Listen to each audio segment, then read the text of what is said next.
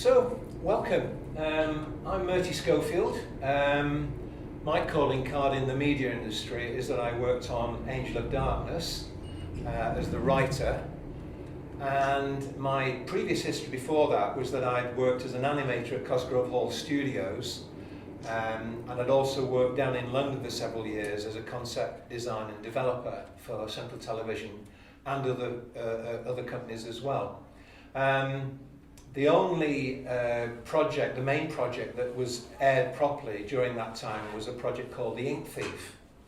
And for The Ink Thief I did a lot of character concepts, concept designs, and then when the programme was being shot over 8 weeks at Elstree Studios, I was running the art department there as well. Oh, and I often forget to mention this, I also had 2 acting parts in that, non-speaking, so I didn't get extra benefits, but yeah, I got 2 acting parts in that. But then eventually I got working in computer games as a computer artist, and I wasn't very happy with that. I was really wanting to get more into the writing. I saw that as being the most creative part, where you're actually coming up with the original ideas, coming up with characters, stories, events, and so on.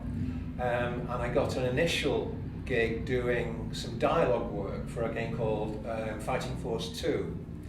That got me an introduction to core design in Derby, and then after that I was asked in, and I thought I was being asked in to do some more dialogue work for the next Tomb Raider game, but actually what they wanted to know if I could come up with any ideas for them for the next Tomb Raider game, and they wanted to break the pattern. They'd had 5 very successful games, but they were sort of beginning to repeat themselves. And what I was asked for, can you come up with any new ideas? Well, I'd spent the previous few years travelling around in Turkey and getting very involved in archaeological ideas and concepts, and the idea of angels in the landscape in Turkey. So I was full of that kind of stuff, and I wasn't expecting to have to do a pitch. So on the spot, I just created a pitch saying, oh, I think I can do this, and I can do this, and I can do this. And actually, it was basically the idea that became Angel of Darkness. I was then asked, well, when can you start? And, you know, the old cliche answer, yesterday. So I turned up within a week and started straight away on that project.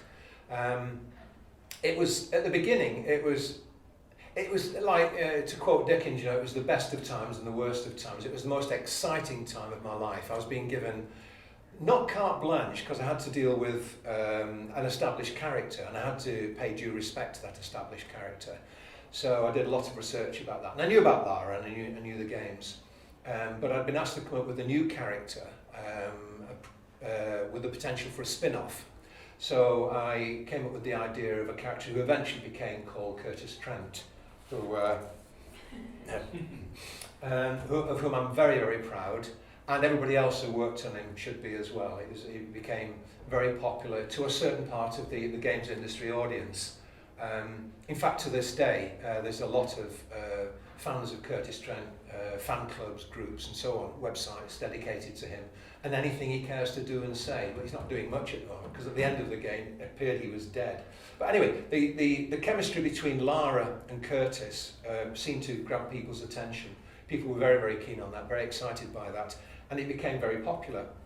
Unfortunately, the game didn't do as well as everybody hoped, and it sort of went quiet for quite a while. It did moderately good sales, I believe, and we all got paid our bonuses, some more than others, and then the company split, and we lost the franchise to Crystal Dynamics in the States, and then everything went quiet for about 11 years for me. I didn't really want to know much more about Tomb Raider, Angel of Darkness. Towards the end, it had become very, very fraught. We were chatting before, and you said, you know, it was described as an experience in hell, and it was pretty damaging for all of us. I came away feeling I didn't want to think about anything about games again for a long time. I did stay on at the company. I worked there for a further 2 years in the concept development team and had a really good time with that. Worked with some very nice people. But after that, I'd had enough. And anyway, I'd got my own projects and I wanted to start doing those. And I launched out on a series of novels which I'd been working on for about 8 years before then, called The Shadow Histories. And at the moment, there are 2 of those novels available on Kindle. They can be downloaded and read on Kindle. I did do a hard print-on-demand copy of the first volume, but that didn't work out because there were problems with the publisher, and I never made a penny out of that. But I was told today, with much surprise, that they are still available on the internet, and they're anywhere between £45, £50, £60, up to £100. I don't know what people are expecting to happen there, but I wish I could get some of that. That'd be very nice. And at the moment, I stayed friends with a number of people who I work with on Angel of Darkness, particularly with Eric Loren, who did the voice for the character Curtis Trent. And he and I have stayed very close. And at the moment, I can't say very much about it, but at the moment, he and I are working on a possible way of going forward with shadow histories in the media. And I don't want to say a great deal more about that at this stage, but it is rather exciting to know that's going on in the background. And who knows where that could lead. And then, of course, this year, it's the 20th anniversary of Tomb Raider. And there's a lot of attention, a lot of media attention, a lot of events going on. There's a big book coming out, and you must buy that. It's very expensive, and you must buy it. I won't make a penny from it, but I've got 4 of my own character designs in there. A picture of Lara and Curtis and a couple of other characters. And they've got a whole section, which is an interview I did with them. So I'm very, very pleased about that. That'll be coming out in October. So that's where I find myself at the moment. The last time I worked in the games industry was well over 13 years ago now. And in the interim, I've been doing a lot of writing for my own stuff, as I say, the shadow histories. The shadow histories, okay, got that. Oh, at this stage, I just wanted to say thank you to Joss Whedon, one of my favourite film and people and writers. He doesn't know who the hell I am, but I think we should just be grateful for Joss Whedon, because otherwise we wouldn't have Firefly or Buffy or Avengers Assemble. And I was watching him the other day, and he was talking about creating projects, and everything he was saying completely chimed with my experience, except that he's very, very successful. And we'll leave it at that. But I just adore Joss Whedon, and anybody who writes well. Joss Whedon, Aaron Sorkin wrote The West Wing. People who really bring intelligence and wit and real raw creativity to writing. In terms of writing for games, when I was working at Core for Angel of Darkness, there was lip service being paid to the importance of the story. People were saying, oh yes, the story is very important, very important. But actually, the way the story was treated was as if it was very, very second rate or third rate, very low on the importance scale. And a lot of people didn't really understand what I was doing. And what I did was I put a lot of work into that, about 5 times more than I needed.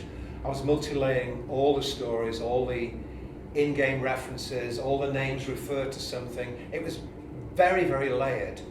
And of course, as I say, for years after that, I didn't want to think about it again. But then I was amazed to discover that there were lots and lots of fans out there and people out there who discovered all this material, were digging into it, and were actually unravelling all the puzzles and clues, and it was pointing to things that had really happened in real-world history and secret sites around the world. And it was such an affirmation to have that people come in and say, oh, I've discovered this, and I never knew what the Nephilim were before, and now I'm researching the Nephilim, angels in the landscape in Turkey.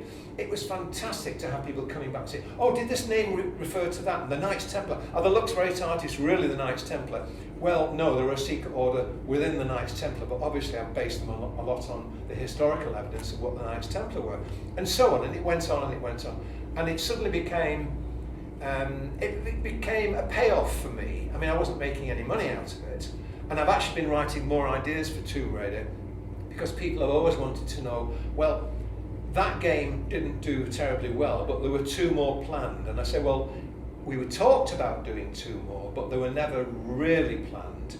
I had a lot of ideas, and I've got notebooks, and I've got loads and loads of material that I never got to use. So what I've been doing in recent years, particularly this year, is writing up some more of that material and presenting it and feeding it through Tomb of Ash and letting other people say, oh, people need to see this, they need to see this. So one of the things I did for the book that's coming out, the 20 years of Tomb Raider celebratory book, I leaked some of this information out, but I agreed that I would keep it quiet until the book came out. So I can't say anything specific about it, but there's some quite interesting revelations there. For instance, there's a new character. I think it could be a really terrific character. And whether I ever get approached to do anything like that seems very unlikely now, because there's lots of young people coming up and they want to be writing, they want to be doing the stories, and so I wouldn't get a look in. But I do have some really interesting ideas, some of which will be revealed in the 20 years of Tomb Raider celebratory book, and some of which I'll be revealing on various websites, including specifically, most specifically, Tomb of Ash. So I say that's where I find myself at the moment. I've sort of got embroiled in it again. It's nice meeting people, meeting fans, talking to people about it, being asked to do artwork and so on. So it's actually taken over my own writing choice, my own project in the last few months. But I don't mind, because it's nice to share that. I did think about all these ideas before, and it's very nice to be able to put that back into the hands of the fans who appreciated what I did previously. So, that's where I find myself. So, I'm going to stop for a pause there, and if anybody's got any questions, I'll be very happy to see if I can deal with them. Any thoughts? I mean, this is supposed to be about writing for games. I've written for one game, so all my experience is based on writing for one game. But I do have lots of ideas. I was just going to say, in a technical sense, how difficult is it to write alternative pathways within a game rather than a linear story? How easy did you have post-it notes all over the place showing, well, if this character does this, yes, or the player does this, yes, I've got to go in this direction for a certain amount of time. But then it's branching dialogue. I'm having an exchange with you and I decide to be aggressive and it goes down one route, branching dialogue. I found that very challenging. It wasn't problematic, it was just challenging, because I had to just think, oh, well, what kind of dialogue would take place in that situation, that situation, that situation. Write the dialogue for that situation. And it looked in the game as if you were getting a choice and you could change the way the game would go. It was an illusion, because whatever you chose, you'd go down those different routes for a short while, and then you'd come back to the same point, because the story had to continue.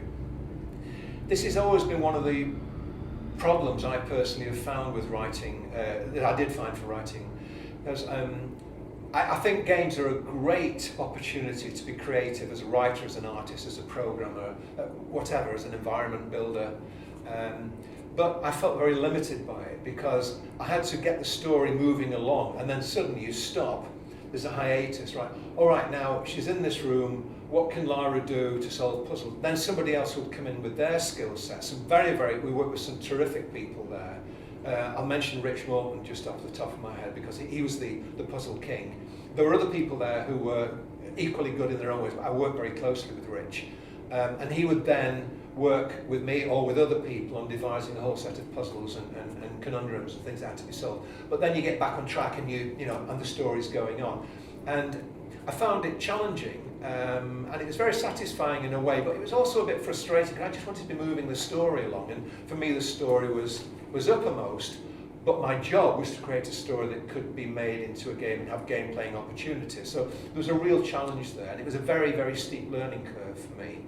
And I still, to this day, I'm appreciative. I'm very glad of that opportunity.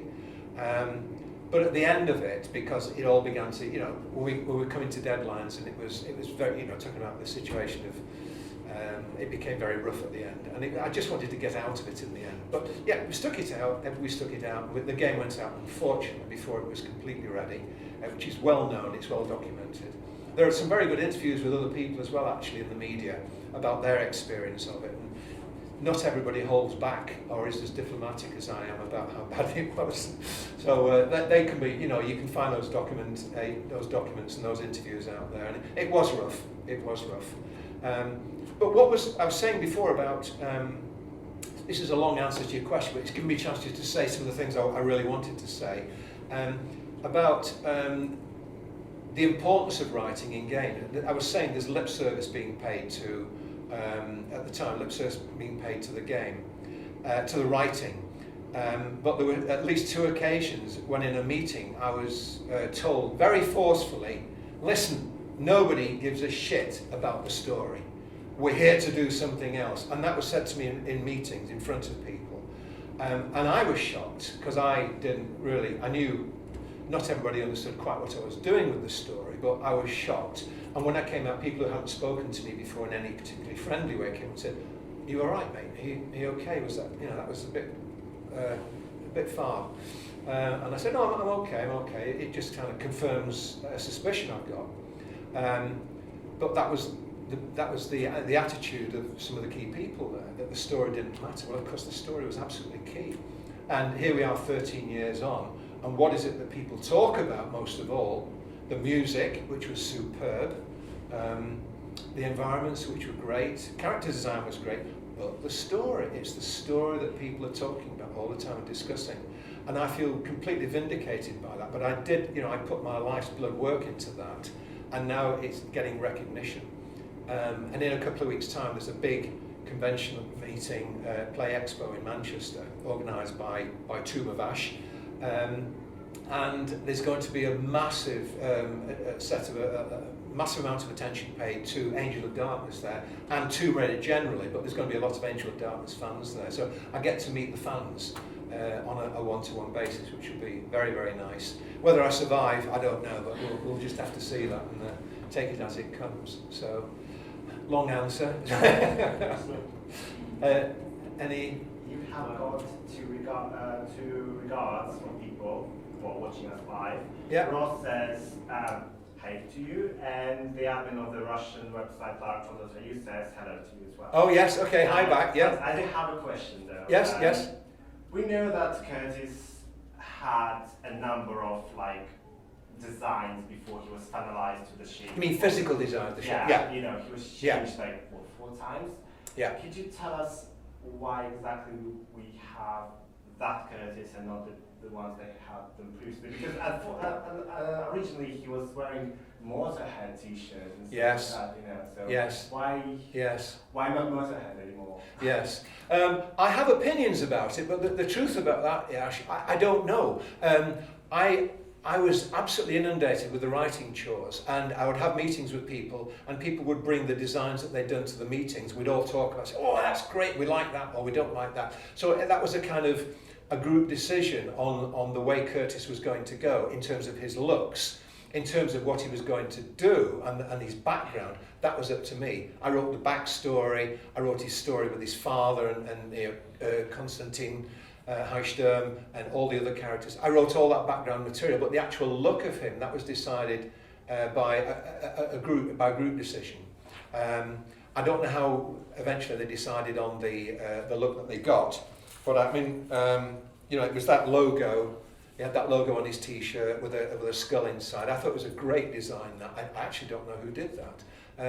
But it arrived by group decision. It was the same with the name of the game. I was very interested in calling it Dark Renaissance, but I opened it up to the entire company. I said, if everybody makes suggestions of titles, we can work through this. And I got about 70 or 80 title suggestions, some of which were obscene, and hilarious, some of which were serious, but there was a good selection there. But my personal preference was Dark Renaissance. And we got all these together, and we went to the management and said, this is what we've come up with. And it disappeared down to London. And it came back from the marketing people, and the marketing people came up with Angel of Darkness. And I thought, Dark Angel at the time, wasn't it? Sorry? They called it Dark Angel. Dark Angel, I would have been happy with Dark Angel as well. I still like Angel of Darkness, but Dark Angel, because in my mind, I had a lot of backstory idea for why Lara was the way she was. I mean, yes, all right, she comes from an aristocratic family, she's got an archaeological background and so on, but what is it that really spurred her on? And there's something very dark in her past, all of which will, well, a lot of which will be revealed in the 20 years of Tomb Raider anniversary book that's coming out, and on various other sites as well. So I've done a lot of work on that. What else were they deciding on? Oh yes, very interesting. At one point, various people in the company, management and so on, wanted to change Curtis's name. Now, I originally wanted him to be Vance Jenner. That was my suggestion to put forward. But anyway, by group decision again, they decided on Curtis Trent. And then this person in the management said, "Oh, I don't like that name. Why don't?" And came up with some other names. I won't even bother with those. But we said, okay, and then we just ignored that and carried on. It became Curtis Trent. But things like that happened all the way along the line. We were looking for various people. I was auditioning people by tape to do the voices, not just for the other characters, but for Lara herself. We ended up using Janelle Elliott, who's a lovely lady, and we, I did all the auditions, and then I went down and did all the recordings with the artists there. Got to meet the artists. Lovely meeting people like that. And I've got to say, one of the greatest thrills I ever had was hearing my lines being delivered by skillful people who knew how to act and how to deliver dialogue properly. It was a wonderful experience. So I would say, best of times and worst of times. I was very glad of the experience, but I'm actually glad that part of it's over now, and I just look forward to more of the fan stuff. And yeah, I'm really having a good time at the moment. Some people are being very flattering. People coming to me with stories of what Tomb Raider in general has meant to them, but specifically Angel of Darkness and the creative boost that's given to people who are now becoming creative artists in their own right or whatever. It's very, very good for me to hear that. And I look forward to more, particularly at Manchester in a couple of weeks' time. That's been 25 minutes. Another question, if anybody's got one? No? Well, yeah, I've been doing a lot of research around the game, and especially reading into people's reviews. Yeah. And it's funny you were saying, that Belle was telling you that the story doesn't matter, when it's like you said, if anything, people remember that game for the story. That's been my experience. That's what people have been saying to me repeatedly. The music is fantastic. I say, I give all due the environments. There's some wonderfully gifted, talented, skillful people that worked on that, and we're all working under tremendous pressure. In fact, in December there's a Tomb Raider concert. Is it the London Philharmonic? It's a big orchestra they're doing a concert. So the music for Tomb Raider is getting recognition for what it was. There's yet to be an Angel of Darkness concert planned, and it's possible because Pete Conley, a brilliant musician, produced some wonderful music there, and he paid tribute to the early music from the early games, but created something unique and special. All good stuff. But yeah, it does seem to be the story. So the story does matter. The story does matter. Oh, so one more thing I wanted to say.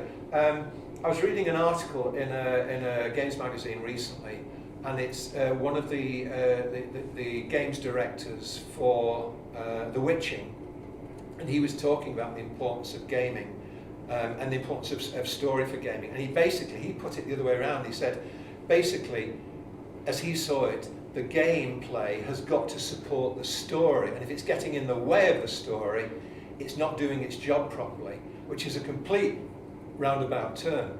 And of course now you've got AAA games. They've not got one person writing the story.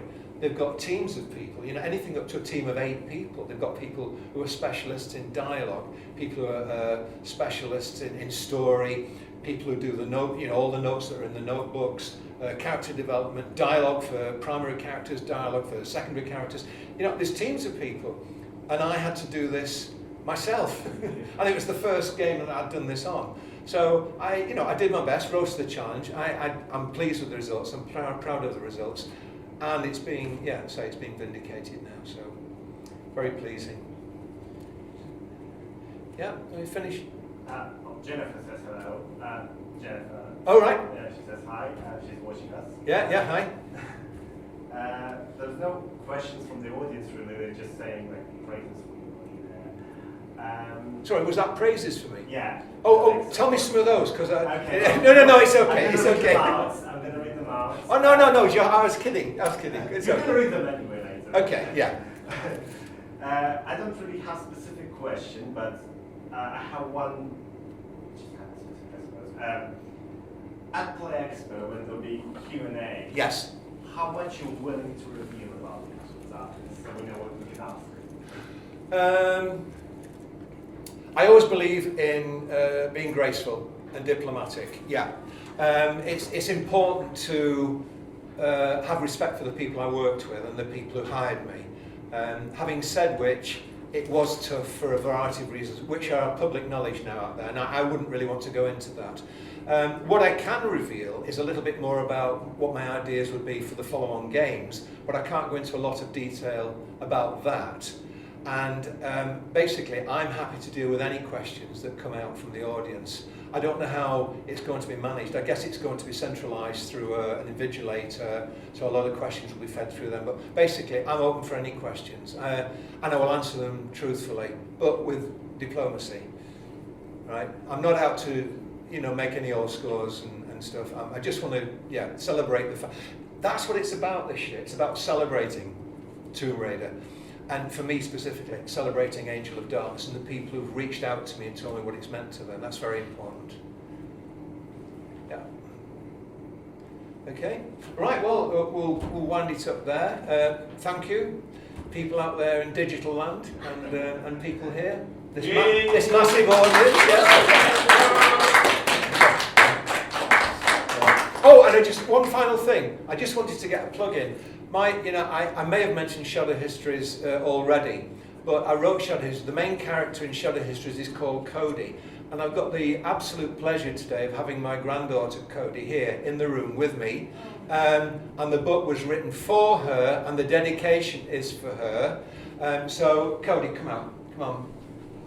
So, isn't she gorgeous? Oh, thank you. This is my granddaughter. So, buy Shadow Histories, even if you just only want to find out more about Cody. It's not actually about her, but it's dedicated to her. So, all right. Thank you. Thanks. Okay. All right. Thank you.